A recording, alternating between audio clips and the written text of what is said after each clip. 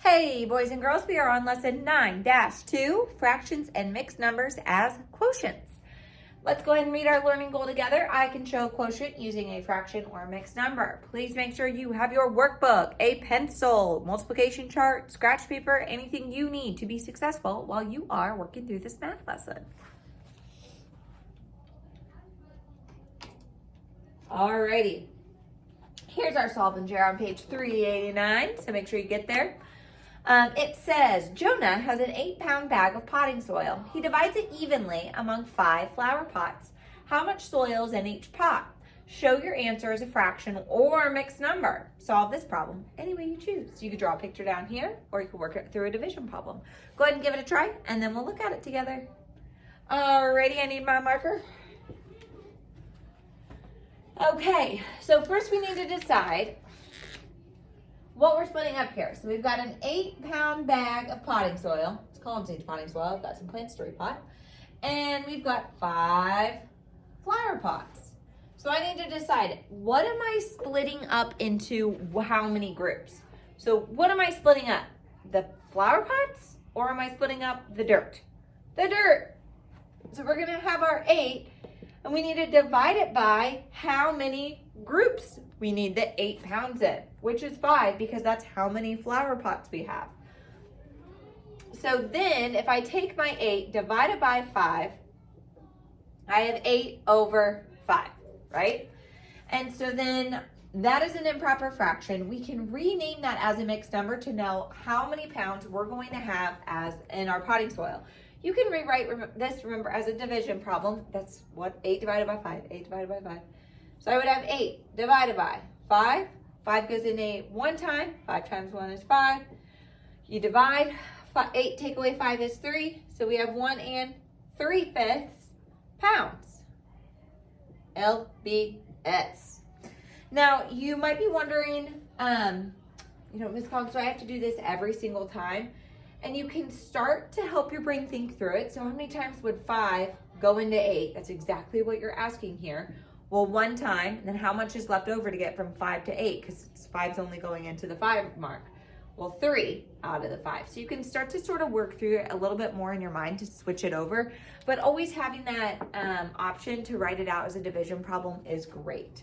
So each of the bags would get each of the pots, whoopsies, would get 1 and 3/5 potting soil.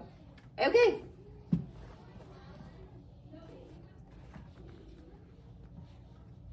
Let's go ahead and look at our essential question and our visual learning bridge. So how can you show a quotient using a fraction or mixed number? We have 3 friends who are going hiking. They bought a tub of trail mix to share equally. How much will each friend get? So the tub of trail mix is 4 pounds. Oh, a lot of trail mix, okay. And we can divide that among 3 people. So we can do 4 divided by 3 to see how much each of them will get.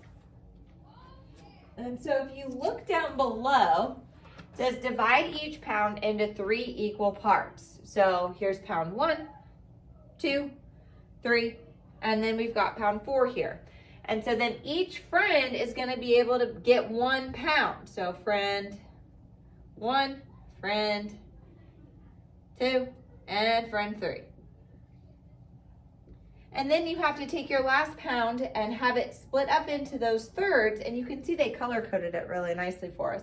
So friend 1 is getting that one, friend 2 is getting that one, friend 3 is getting that one. So each friend gets 1 and 1/3 pound.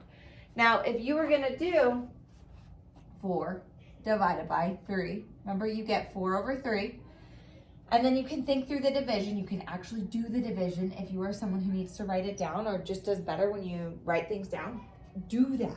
So 3 goes into 4 one time. 3 times 1 is 3. When I subtract, I get 1 left over, and I have 1/3. We get the same answer as they did when they drew the picture. Yep, but that's just another way to look at it. Okay, let's go ahead and look at page 391.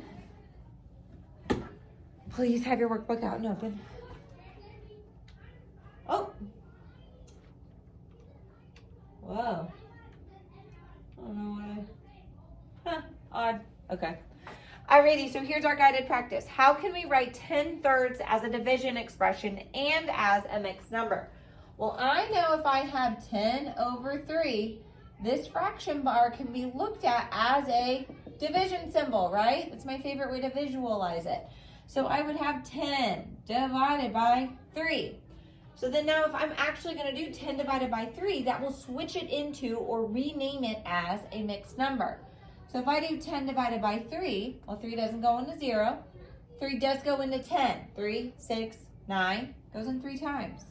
3 times 3 is 9. When I subtract that, I get 1. And so we put our 1 over our divisor out there. We get 3 and 1/3 as our mixed number. Okay.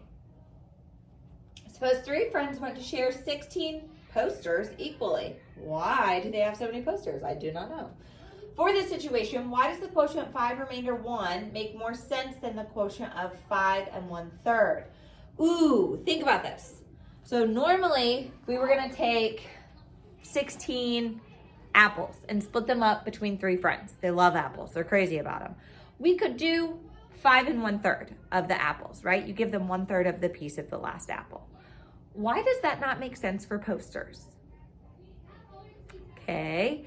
It doesn't make sense because what is anyone going to do with 1/3 of a poster? So you're going to have 1 poster left over. Everybody gets 5. Nobody wants you to chop a poster into 3 pieces and then everybody gets part of a kitty picture. No, definitely not. So that's why that 5 remainder 1 actually makes more sense here. Normally, we've been switching it over into fractional amounts, but now you have to start to pay attention. Is this something that you would want broken up into pieces, like food, that'd be a little bit more okay, than like flower pots? You don't want to have 1/3 of a flower pot. What good is that going to do you? So we could say, you don't want to chop up a poster. No one wants a chopped up poster. Right? Okay. Find 11 divided by 10 and 10 divided by 11. Write each quotient as a fraction or a mixed number. So if I do 11 divided by 10, so we've got 11 over 10, right? I know I can rename that as a mixed number. So 10 would go into 11 one time, and we would have 1/10 left over. What I just did there in my head is I took out my 1 whole. There's 10 out of 10. That's my 1 whole. And I got 1/10 left over at the end. Okay, so now if we do 10 divided by 11, there's one of our answers. 10 divided by 11, there's my other answer. So kind of ties into what we did yesterday. Pretty simple. Okay, so in 4 and 5, tell how much each person gets when they share equally. So we have 2 friends sharing 3 apples. I want you guys to try this one on your own, and then we'll talk about it. So what are we splitting up, our friends into groups or our apples into groups? And how many groups are there? Give it a try. Okay, so we have our 3 apples that we're splitting up by 2 friends. So 3 divided by 2, well, and if you need to think about it as a fraction, 3 halves,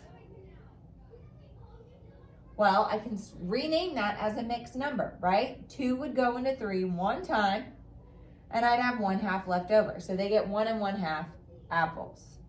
And if you think about it, if I take 2 over 2 out of this, so there's my 1 whole, is 2 over 2, then I get 1/2 left over. 3 take away 2 is 1. Okie dokie.